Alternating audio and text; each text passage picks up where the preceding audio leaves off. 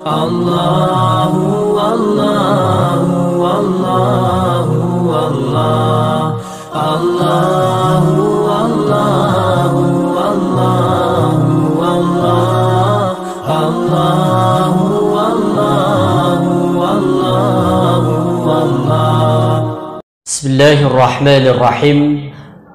Assalamualaikum warahmatullahi wabarakatuh.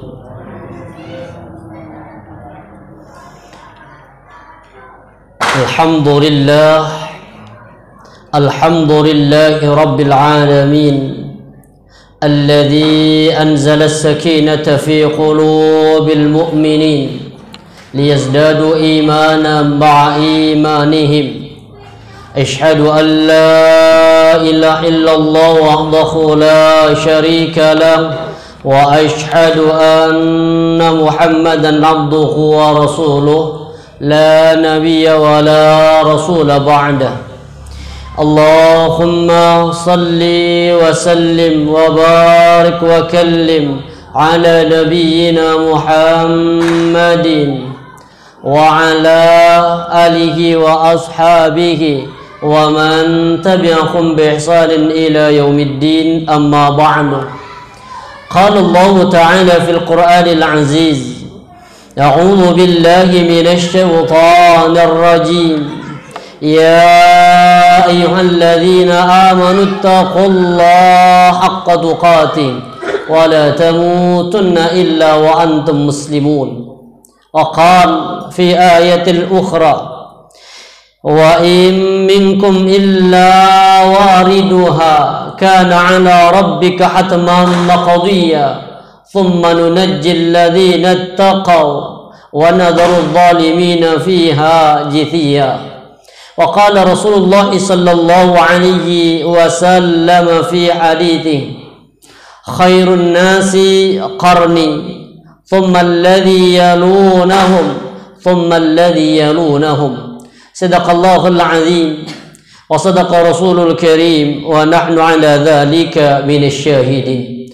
Alhamdulillahi rabbil alamin.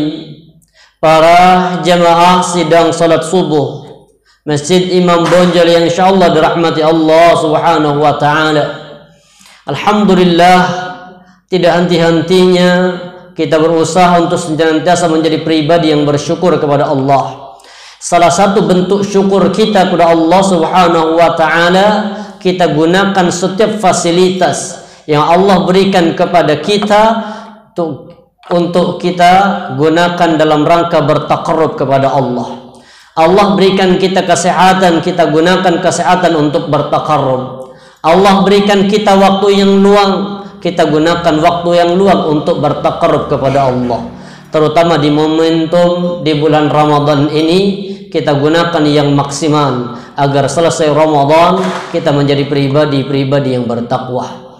Tapi para jemaah yang dirahmati Allah, kita akan lanjutkan kajian pembahasan kitab Minhajul Muslim, masih sampai kepada bab akidah, kewajiban mencintai, mengutamakan para sahabat.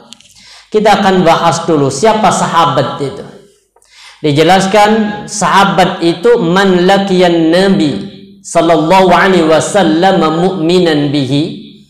Sahabat itu ada dua syarat yang dikatakan sahabat. Pertama, bertemu dengan Rasulullah sallallahu alaihi wasallam dalam kondisi beriman kepada Nabi. Makanya harus ada kata mukminah, karena banyak orang yang ketemu dengan Rasulullah tapi tidak dikatakan sebagai seorang sahabat. Seperti Abu Lahab. Sahabat? Kenapa bukan sahabat? Karena tidak beriman. Abu Jahal bukan dari kalangan sahabat. Makanya syarat sahabat itu ada dua. Pertama, bertemu dengan Rasulullah sallallahu alaihi wasallam mu'minan bihi, dalam keadaan beriman. Beriman terhadap siapa? Pertama, beriman kepada Allah.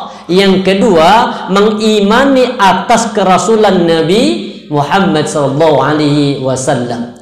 Yang kedua, wa mata ala dzalika, dan mati di atas keimanan. Kalau hanya beriman kepada Nabi tapi kemudian mati dalam kondisi tidak beriman, maka status sahabatnya hilang. Siapa di zaman Nabi yang murtad? Masyhur ini. Ada yang ingat? Rajjal bin Unfuwah. Rajjal bin Unfuwah ini sahabat yang awalnya subhanallah begitu istimewa di hadapan Rasulullah. Pedangnya beliau gunakan untuk apa? Menghantarkan musuh-musuh Allah mati di atas kekafiran mereka dan terjumus ke dalam neraka. Tapi Rasulullah mengatakan nanti di antara kalian, kata Rasulullah, ada yang gigi gerahamnya lebih baik daripada lebih besar daripada bukit Uhud. Kalimat ini yang menjadikan semua para sahabat yang mendengar hadis langsung dari Nabi itu merasa khawatir. Sampai berlalunya hari demi hari, sahabat demi sahabat yang meninggal itu sudah diwafatkan oleh Allah. Sampai Nabi sendiri wafat, tinggal hanya 2 orang yang masih hidup. Yang pertama Rajjal bin Unfuwah, yang kedua Abu Hurairah. Berarti kalimatnya hadisnya Nabi itu pasti mengenai salah satu di antara 2 sahabat, karena yang lain sahabat meninggal dalam kondisi mati syahid. Tapi hadis ini belum terjadi. Pilihan itu ternyata kemudian jatuh kepada Rajjal bin Unfuwah di masa Khalifah Abu Bakar As-Siddiq. Dipuji kekuatan imannya. Tapi ketika sudah diutus delegasi dakwah bertemu dengan nabi palsu namanya Musailamah Al-Kadzdzab, berangkat menuju ke Yamamah dengan tujuan misi yang sama, yaitu berdakwah mengajak Musailamah kembali kepada jalan hidayah.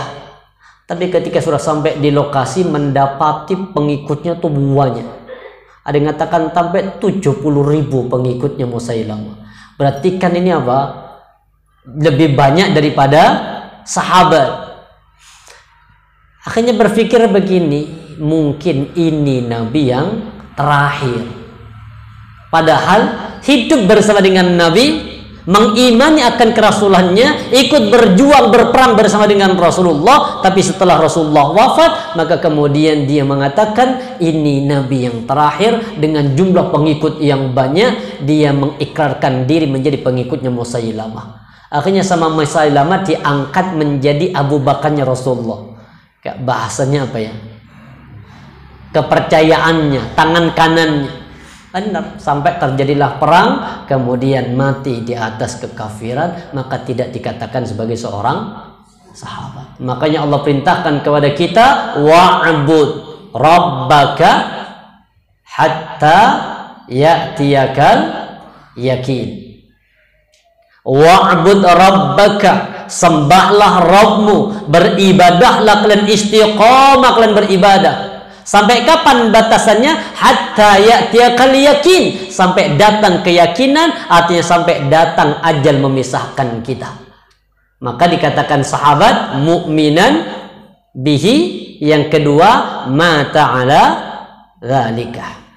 Kemudian generasi yang terbaik, kata Rasulullah dalam hadis Al-Bukhari, khairun nas qarni.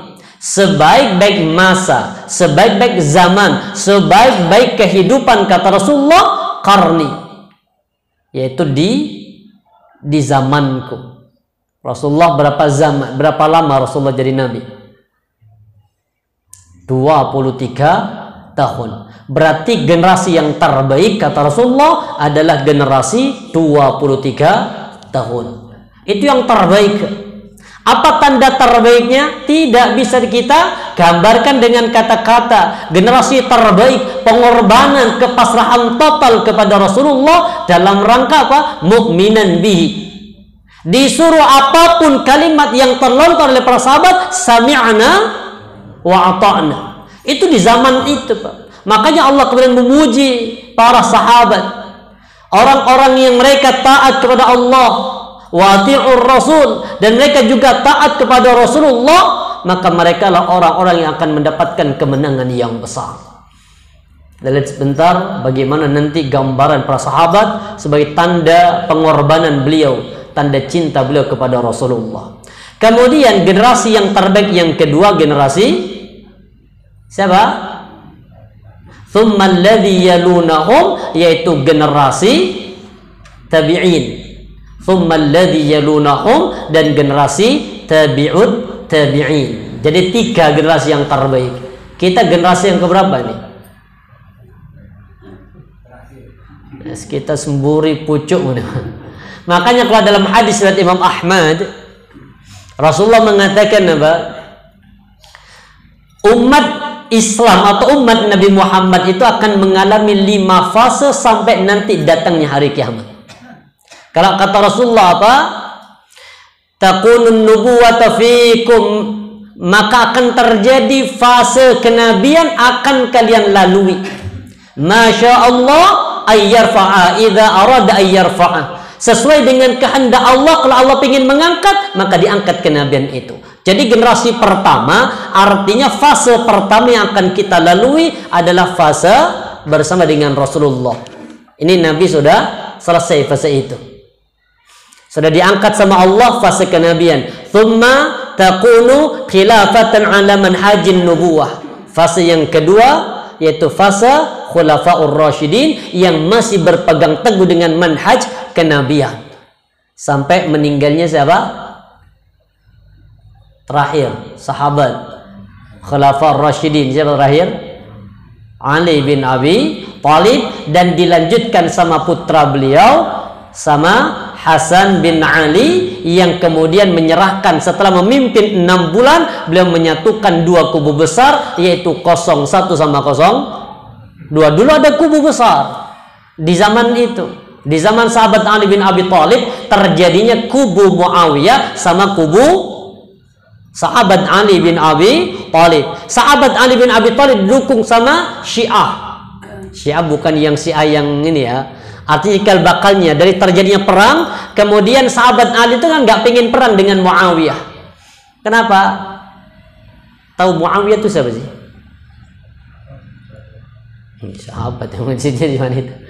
Muawiyah itu masih saudaranya Utsman bin Affan yang diangkat menjadi salah satu gubernur di fasenya Utsman bin Affan. Tapi ketika sahabat Ali bin Abi Thalib naik, maka beliau ingin mengembalikan apa? Biar semua kembali kepada posisinya. Maka semua yang diangkat di zaman Khalifah Utsman bin Affan, terutama di keluarga besar beliau, itu mau diganti. Tapi Muawiyah ini ternyata gak siap diganti, bahkan menyusun kekuatan seolah kita ini mungkin apa pusat sama Jawa Timur, menyusun kekuatan di Jawa Timur, akhirnya kemudian menyerang pusat. Sahabat Ali nggak mau terjadi peperangan.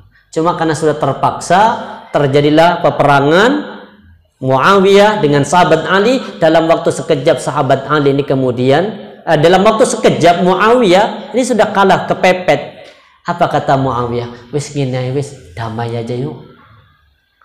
Akhirnya sahabat Ali karena cinta damai, ayo monggo. Ketika terjadi damai, disitulah ada pengkhianatan.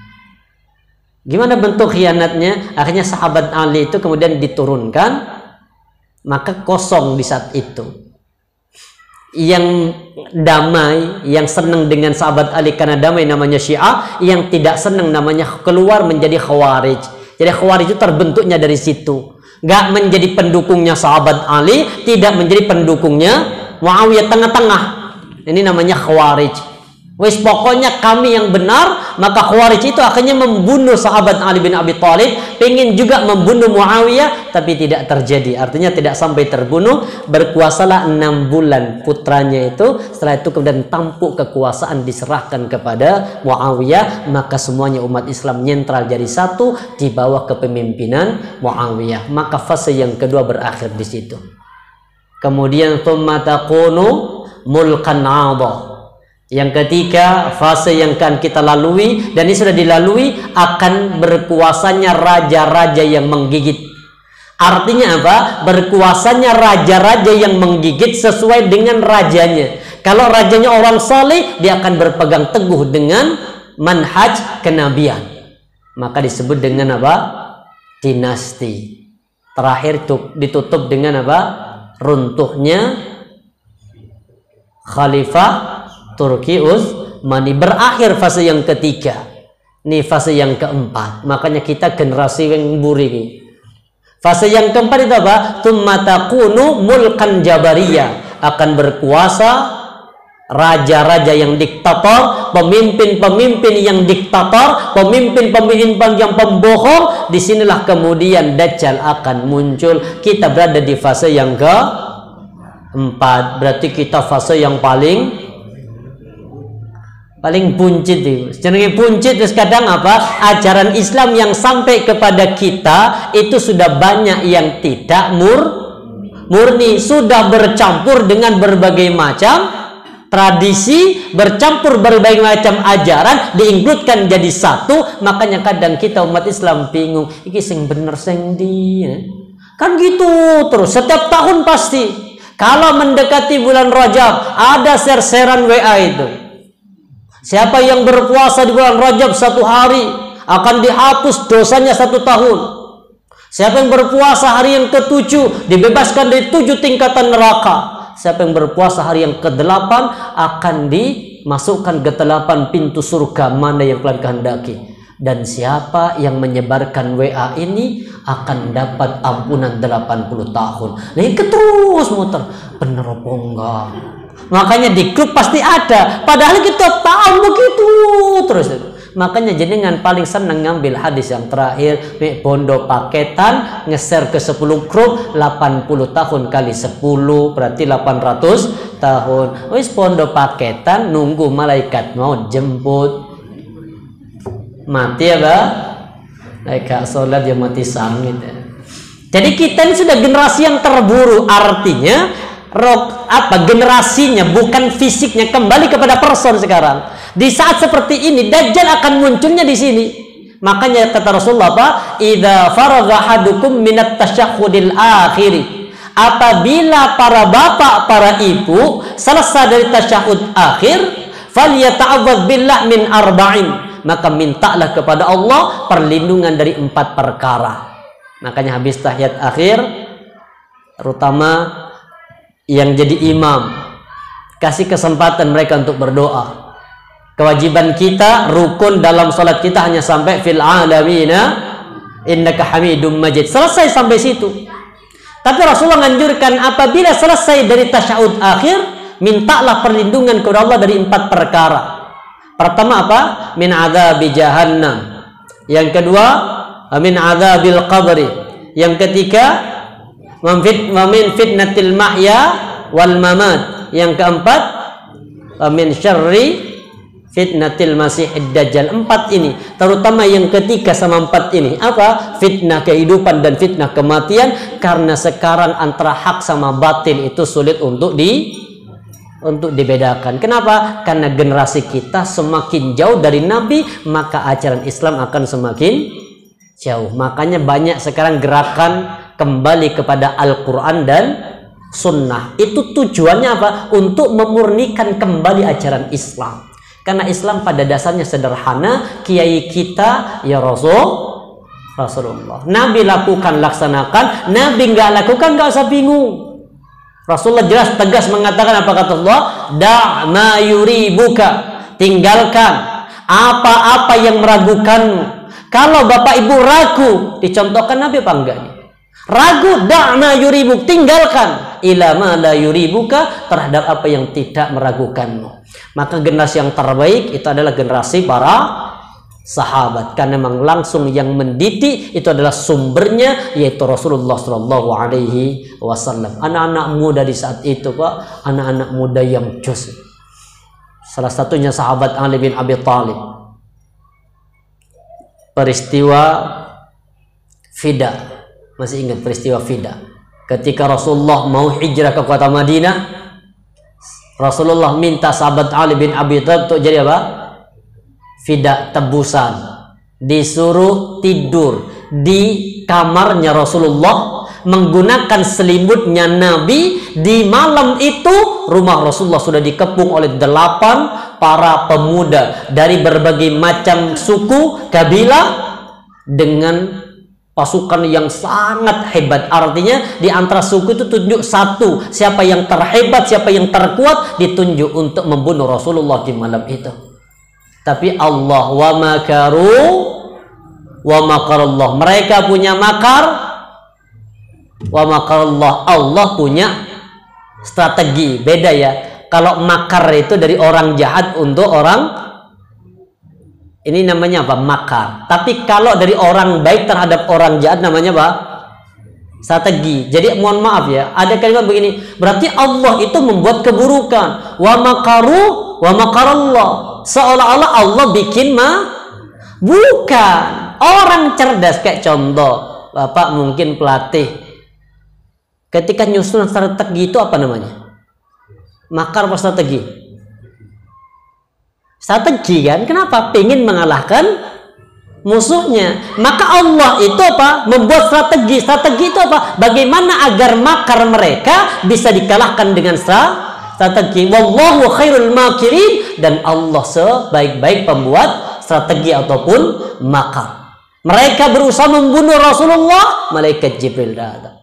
Dibaca sama Nabi Muhammad surah Yasin sampai ayat yang ke-9. Ingat yang ke-9 apa bunyinya? Wa ja'alna min baini aydihim sadda wa min khalfihim shadda fa aghshaynahum fahum la yubsirun. Nabi Muhammad keluar dari dalam rumahnya itu dengan membaca surah Yasin 1 sampai ayat 9, maka seolah-olah di depan mata para penjaga untuk membunuh Nabi Muhammad itu seolah-olah ada saddan, ada apa? Pembatas, ada penghalang yang tidak melihat Rasulullah keluar. Padahal Nabi keluar, mereka kemudian dibikin tertidur sama Allah. Sahabat Ali tidur di dalamnya. Makanya jenengan para bapak, para ibu, kalau pingin gak ketahuan orang, baca itu. Di suami terlambat pulang, takut ketahuan istri, di luar baca ayat 9 itu. Istri dengan masuk aja sudah. Insya Allah gak akan kelihatan kalau istrinya pas tidur. Tapi para jamaah rahmati Allah, apa yang menjadikan generasi terbaik itu adalah para sahabat. Kata Rasulullah, para sahabat itu apa? Penolong agama Allah. An-nujumu amanatun lis-sama. Bintang-bintang itu fungsinya apa? Pengaman bagi langit. Jadi langit itu harus ada pengamannya. Apa pengamannya? An-nujum. Sama dengan kayak bumi. Bumi ini harus ada pengamannya. Apa agak pengamannya bumi? Gunung. Karena gunung itu apa namanya? Pasaknya. Jadi ibaratnya kalau nggak ada gunung, bisa jadi apa? Bumi ini bergerak. Sama dengan langit. An-nujum amanatun lis-sama. Bintang-bintang itu adalah pengamannya lah langit. Fa idza dhahabatin nujum atas sama. Maka jika bintang-bintang ini lenyap, maka akan datang apa yang telah Allah janjikan terhadap langit. Dhahabatin nujum atas sama ma tu'adu wa ana amanatul li ashabi. Sedangkan aku, kata Nabi, aku adalah apa?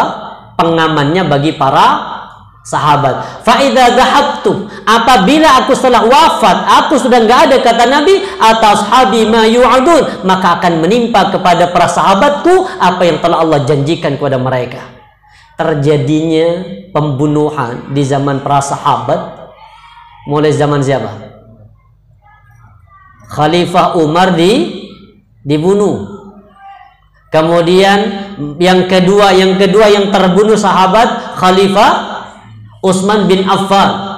Sahabat Ali juga terbunuh. Berarti ketika Rasulullah sudah wafat, maka perselisihan itu juga sudah mulai banyak. Kalau di zaman Nabi masih hidup, setiap ada perselisihan, setiap ada persengketaan, Rasulullah yang jadikan rujukan utama. Bukan berarti para sahabat nggak terjadi perselisihan, terjadi, Pak. Cuma ketika masih ada Nabi, langsung putusannya menunggu dari Rasulullah. Walaupun berat kalimat yang terlontar oleh para sahabat, sami'na wa ata'na. Gak ada yang lain. Tapi ketika sesama para sahabat terjadi perselisihan, sudah tidak ada Rasulullah, maka apa kata Rasulullah? Terjadi apa yang telah Allah janjikan kepada mereka.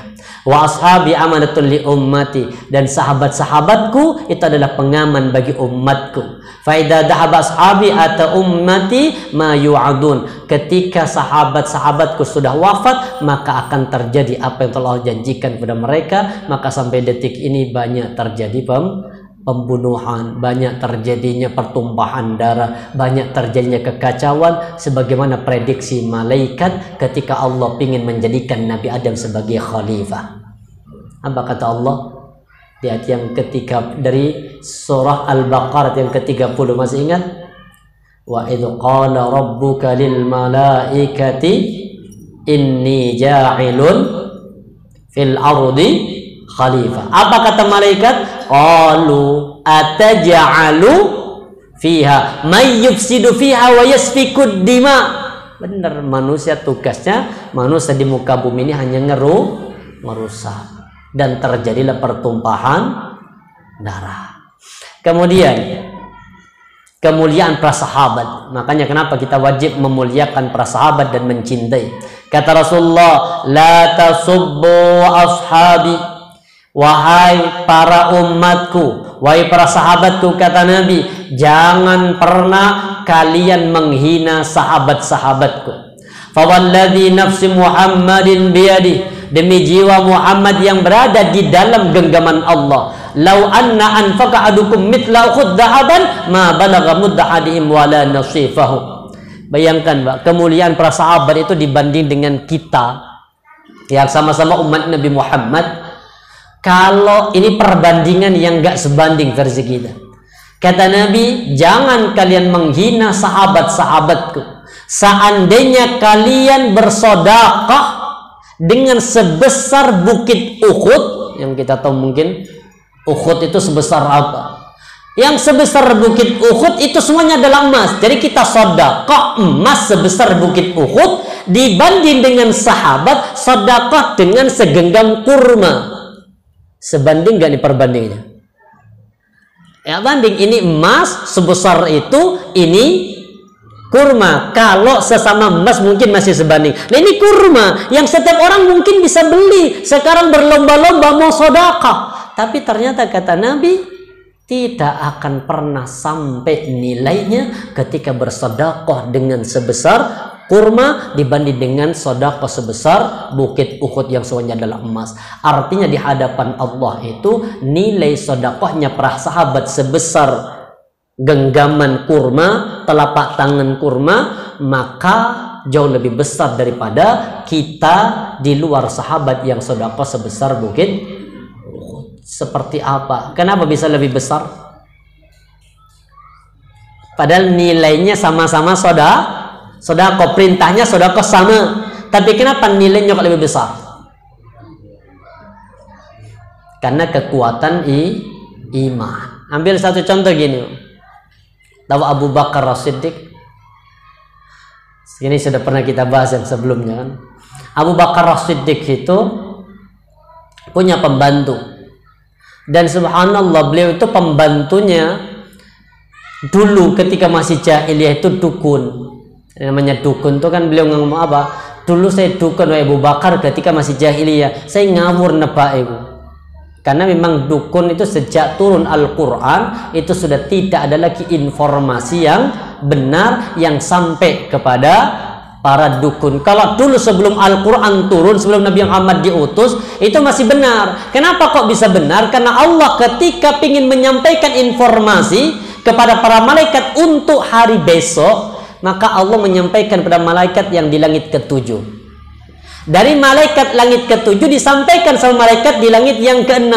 Sampai bisa dicuri dengar sama syaitan itu ketika informasi ingin disampaikan dari langit yang kedua ke langit yang pertama. Ini bisa dicuri dengar dulu sebelum turun Al-Quran. Tapi ketika sudah turun Al-Quran, Nabi Muhammad diutus, bahkan kemudian turun surah Al-Mulk ayat yang kelima, wa zayyana as-samaa'a ad-dunya bimasabiha wa ja'alnaha rujuman. Jadi salah satu fungsinya bintang-bintang itu apa? Rujum, untuk melempar syaitan. Karena syaitan ketika ingin mencuri dengar informasi dari langit yang kedua ke langit yang pertama, maka malaikat kemudian melempar mereka. Maka hari ini tidak ada namanya dukun yang benar. Makanya karena dukun sudah nggak laku, ganti nama. Jadi orang pintar. Ternyata setelah jadi orang pintar, gak pintar-pintar amat. Wakai yang lebih pintar, gak payu mana. Ganti apa? Ganti pranormal. Pra itu belum, normal itu normal, berarti yang datang ke sana berarti gak normal. Wes ngerti belum normal kok di datang. Inilah. Baik. Kemudian ini perbedaan kekuatan iman yang menjadikan nilai pahalanya berbeda, walaupun perbandingan sedekahnya itu jauh berbeda. Apa kata Abu Bakar? Ketika dikasih makan sudah masuk ke dalam perut, apa dilakukan? Beliau memasukkan tangannya ke dalam mulutnya Abu Bakar sampai pada akhirnya muntah. Ditanya sama pembantunya, wahai Abu Bakar, bukankah apa yang sudah masuk ke dalam lambungmu walaupun itu perkara yang haram menjadi halal bagimu karena kondisi ketidaktahuan? Apa kata Abu Bakar? Demi Allah, seandainya aku keluarkan makanan yang ada di lambungku bersamaan dengan keluarnya nyawa, maka pasti aku akan lakukan itu. Itu kalau Abu Bakar. Kalau kita gimana? Alhamdulillah, untung turun ngerti. Ini kan gitu kan? Wis kita beli makanan tahu, setelah cerita berapa lama baru tahu, ya Allah, itu ternyata dede ya. Dede itu apa? Darah kan? Padahal harumnya mutlak. Apa kalimat kita? Ya Allah, dulu alhamdulillah dulu belum tahu. Perbedaannya di situ. Sama-sama melakukan dosa. Kalau kita itu apa? Alhamdulillah. Kalau para sahabat, astagfirullah, bahkan berusaha melepaskan apa yang ada pada dirinya yang menempel dari dosa itu. Jangankan itu, Pak. Dan ini subhanallah, kalimat sami'na wa ta'na para sahabat itu benar-benar dahsyat. Ketika para sahabat dulu khamar belum haram. Hanya dulu khamar itu dilarang diminum ketika mendekati salat. Allah katakan apa? La taqrabus salata wa antum sukara. Jangan kau dekati salat kalau kalian dalam kondisi mabuk. Itu dulu. Makanya habis salat subuh para sahabat tuh minum lagi. Karena memang belum diharamkan. Karena salah satu fungsi khamar itu menghangatkan tubuh, terutama di musim dingin. Makanya sekarang kita diharamkan karena kita nanti ditunggu khamar di surga. Nanti di surga itu ada sungai khamar. Yang pengen tahu rasanya, incipin di sana ini, sabar di sini. Ya.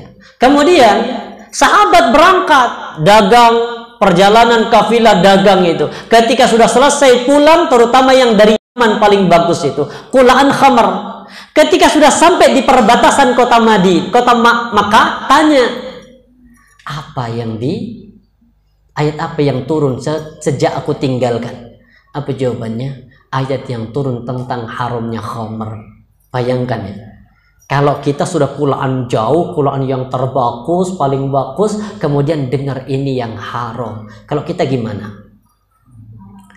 Kita begini, tak jual ke orang kafir, ya artinya kalau kita masih tetap pokoknya gak sampai rugi, tak jual ke orang kafir, gak apa-apa kan orang kafir Tapi kalau sahabat tidak. Sahabat apa? Sejak itu di perbatasan dengar haramnya khamar, seketika itu kemudian ditumpahkan sampai kemudian kota Makkah itu seperti banjir khamar.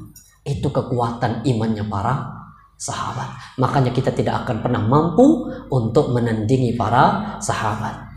Salah satu contoh sahabat yang terbaik itu Ahlul Badar. Sahabat yang terbaik itu adalah sahabat yang ikut perang di perang pertama, namanya perang Badar. Rasulullah mengatakan, ja'a Jibril ila Nabi sallallahu alaihi wasallam.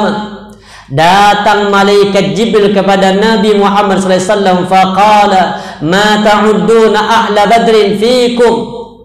Kata, apa pendapat kalian tentang Ahlul Badar di antara kalian? Qala min afdalil muslimin. Di antara para sahabat yang terbaik, kata Rasulullah, adalah orang muslim yang ikut di perang Badar. Wa kadzalika man syahida badran minal malaika. Ternyata kata malaikat Jibril, Muhammad, apa pendapatmu tentang orang yang ikut perang Badar? Dan kata beliau, orang sahabat yang ikut perang Badar itu adalah sahabat yang terbaik di antara kami. Maka malaikat Jibril mengatakan, dan malaikat yang terbaik di antara malaikat itu adalah yang ikut perang.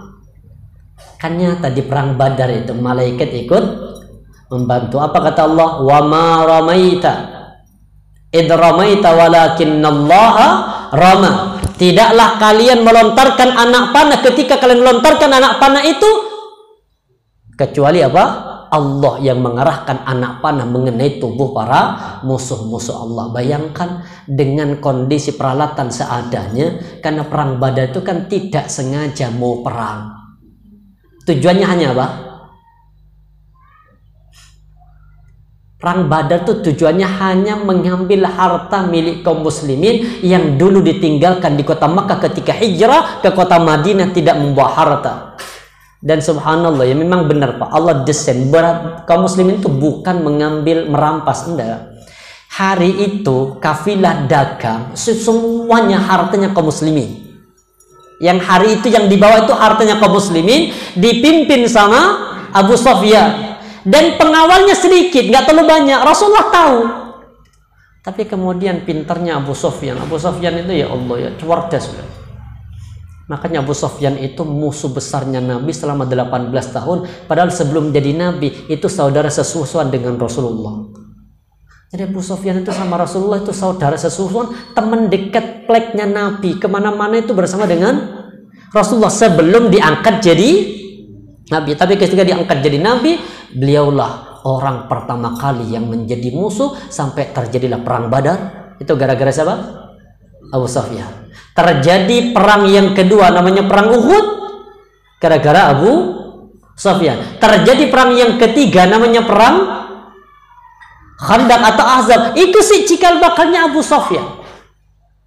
Sampai pada akhirnya kemudian Rasulullah keluar, Abu Sufyan tahu bagaimana tanda cerdasnya Abu Sufyan ketika Nabi mematamai pasukannya Abu Sufyan, kafilah dagangnya.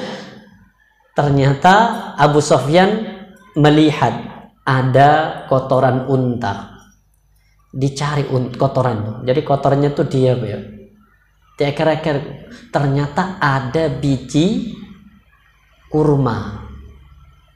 Akhirnya mikir, ternyata dulu kota yang terkaya itu adalah kota Madinah. Saking kayanya unta-unta itu dikasih makan kurma. Makanya kemudian Abu Sufyan tahu ini mata-mata Muhammad. Dikirim satu orang kembali ke kota Mekah. Nanti kalau sudah sampai di depan kota Mekah, tolong bikin pecer biar mereka itu kirim pasukan. Akhirnya untanya dibunuh. Setelah untanya dibunuh, darahnya diusapkan ke tubuhnya.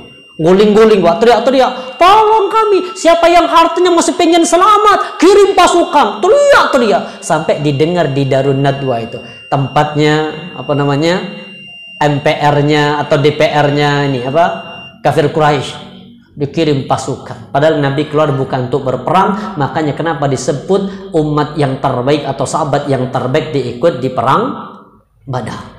Kemudian apa tandanya para sahabat itu menjadi manusia yang terbaik? Salah satunya ini, para sahabat itu gak seneng kalau kalah dalam lomba kebaikan. Kalau kita kan enggak. Kalau kita gimana? Nyuruh orang lain duluan berbuat. Contoh ya, contoh soft depan masih tinggal satu orang. Siapa yang disuruh? Monggo. Ini bedanya para sahabat dengan kita. Monggo. Ini gak benar. Apalagi Jumatan.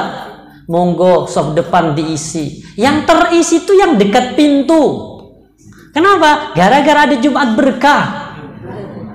Benar, ini bedanya kualitas Pak. Kita lihat sebentar bagaimana para sahabat itu kualitasnya jauh berbeda dengan kualitas iman kita. Kita lihat An Khabbab bin Al-Arad. Kita lihat sebentar dari sini langsung. An Abi Dzarrin anna nasan min ashabin Nabi sallallahu alaihi wasallam qalu li Nabi sallallahu alaihi wasallam, "Ya Rasulullah, dhabahal ad-duturi bil ujur." Ini sekelompok orang-orang miskin, komunitas orang miskin bikin komunitas. Kata sahabat itu ya, komunitas orang susah gitu. Datang menemui Rasulullah, "Ya Rasul, ada apa?" "Anu ya Rasul, lebih enak orang kaya Kenapa? Dhahaba ahlud duturi bil ujur. Orang kaya itu lebih banyak pahalanya daripada kami orang miskin. Nah, kenapa? Yusallun. Orang kaya salat kama nusalli, sebagaimana kami orang miskin salat. Wa yasumun, mereka puasa kama nasum, sebagaimana kami orang miskin puasa. Pahalanya sama. Salatnya orang kaya sama orang miskin sama. Sedekahnya orang kaya sama orang miskin nilainya puasanya orang kaya sama orang miskin nilainya sama. Yang menjadikan berbeda apa kata sahabat komunitas miskin? Wa yatasaddaquna bi fuduli amwalihim, sedangkan orang kaya itu bisa bersedekah dengan kelebihan harta mereka. Jadi ini yang diprotes sama Nabi. Kenapa kok protes orang miskin? Nggak pengen apa pahalanya sama. Ini menunjukkan para sahabat itu berlomba-lomba dalam perkara kebaikan. Apa kata Nabi? Sudah gini, ini amalannya orang, sedekahnya orang miskin ini. Awalaysa, tolong yang kaya-kaya nggak usah praktekin ini, kasihan yang miskin. Awalaysa qad ja'alallahu lakum ma tasaddaqun, bukankah aku telah menjadikan bagi kalian itu sedekah? Apa? Tasbih, sedekah. Takbir, sedekah. Tahmid, sedekah. Ini sedekahnya siapa? Orang miskin yang gak bisa sedekah dengan materi, maka sedekahnya kata Nabi dengan zikir. Wa kulli tahlilatin, tahlil sedekah, amru bil ma'ruf sedekah, nahyun 'anil munkar sedekah. Bahkan kata Nabi, wa fi budhadikum sedekah, dan mendatangi istri yang sah itu sedekah. Makanya dulu orang miskin, bapak-bapak kita itu anaknya banyak. Kenapa? Banyak sedekah. Ya benar. Coba bapak ibu, anaknya berapa piro? Orang tua kita anaknya berapa? Ada yang 10, ada yang 12, ada yang 7, ada yang 8. Padahal dengan kondisi ekonomi yang pas-pasan. Zaman saya kecil ibu, ya Allah, saya makan dulu dapat jagung sama puhung. Ini puhung itu diparut, habis itu kan dimasak campur dengan jagung, masih disebut dengan nasi apa itu? Nasi puhung itu. Isi kok makanannya, ya Allah. Kemudian sama apa? Sama terasi. Itu zaman dulu. Tapi anaknya yo wakeh. Nggak mikir apa? Masa depan yo obis, pokoknya pasrah. Kenapa? Sedekah. Itu baru satu istri. Maka kalau ingin banyak sedekah nambah, istri izinkan. Ini makanya benar, sanadnya bersambung. Salah satu contohnya sampai terjadinya hukum kafarat dalam puasa. Tahu kan? Ada sahabat miskin datang, ya Rasulullah, celaka aku. Apa? Celaka? Ini apa sih celaka? Celaka ya Rasul. Kenapa? Gak kuat syahwat ya Rasul. Apa puasa? Dari istri saya turu ya Rasul, gak kuat. Sudah terjadilah apa? Hubungan suami istri dalam kondisi puasa. Rasulullah kan tenang, ya sudah, puasalah. Gimana? Puasa 60 hari atau 2 bulan berturut-turut. Gak boleh putus ya Rasul. Iya gak boleh. Wong Rasul, wong saulan itu langgar. Apa manis sampai? Amulan gak kuat ya Rasul.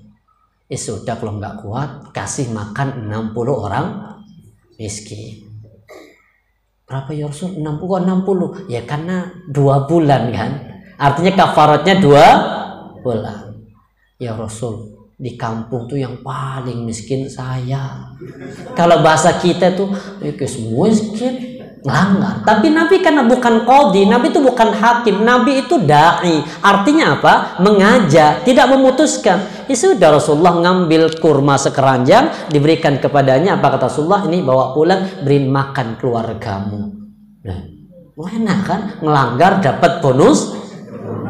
Tapi coba dicontoh. Artinya ada sanadnya apa? Sedekahnya orang miskin dengan kayak begitu. Sampai para sahabat bertanya, "Qaul ya Rasulullah, ayat yahaduna syahwatahu wa yaqulu lahu fi ajrun." Ya Rasul, masuk kami datangi istri kami yang sah mendapatkan pahala? Kata Nabi, apakah kalau diletakkan di tetangga berdosa? berdosa. Berarti ketika ditempatkan di tempat yang halal itu berpahala. Perbuatan ini dilakukan oleh sahabat. Zikir, banyak habis salat zikir, mau tidur zikir. Ternyata sahabat yang kaya dengar hadis ini. Milok pisan sahabat, sudah bisa sodakoh dengan harta, plus sodakohnya orang miskin juga ditimbat, dilaksanakan juga. Setelah itu kemudian datang lagi, ya Rasulullah, orang-orang kaya ya Rasul, apa sama-sama sodakoh dengan zikir, mereka lebih banyak pahalanya. Maka sama Rasul dibacakan satu firman Allah, bahwa dzalika fadlullah yu'tihi may yasha. Itu adalah karunia dari Allah yang Allah berikan kepada siapa yang Allah kehendaki. Artinya para sahabat itu tidak mau kalah dengan sahabat yang itu levelnya zaman dulu berlomba. Bahkan Abu Bakar, Umar pernah datang. Sekarang saatnya. Ini kalau tidak salah di perang menjelang perang Tabuk. Apa kata Abu Bakar? Sekarang saatnya. Kata Umar, aku ingin mengalahkan Abu Bakar dalam percepatan melakukan kebaikan. Langsung diambil separuh hartanya, dibawa kepada Rasulullah. Kemudian dikatakan, ya Rasulullah, ini sedekah untuk Allah. Ditanya, berapa sisa yang kau tinggalkan di rumah? Mithli hada, separuh dari ini ya Rasulullah. Sudah. Tiba-tiba datang Abu Bakar. Ya Rasulullah, ini harta saya. Apa yang kamu tinggalkan di rumah? Aku tinggalkan Allah dan Rasulnya. Umar sampai mengatakan, aku gak akan pernah mampu mengalahkan Abu Bakar. Artinya para sahabat itu senang berlomba-lomba kebaikan. Mari kita berlomba-lomba fastabiqul khairat. Setiap ada kebaikan, kesempatan, jangan berikan kepada orang. Mohon maaf ya, kalau ada kesempatan melakukan kebaikan, jangan orang lain dulu. Siapa? Kita dulu. Baru kemudian nanti orang lain. Beda dengan sedekah. Jadi kalau ada satu soft yang kosong, jangan orang lain maju. Kecuali kalau yang di samping jenengan, di belakang itu bapak atau ibunya, baru itu gak apa-apa, bapak kita yang disuruh dahulu maju di tempat yang soft depan. Karena Nabi mengatakan kalau tahu pahalanya soft depan, dia akan berusaha meraih dengan cara merangkak. Lagi kalau sang merangkak disuruh mundur. Gara-gara apa? Jumat. Insyaallah lain waktu kita lanjut. Subhanakallah bihamdika asyhadu an la ilaha illa anta astaghfiruka wa atubu ilaik. Assalamualaikum warahmatullahi wabarakatuh.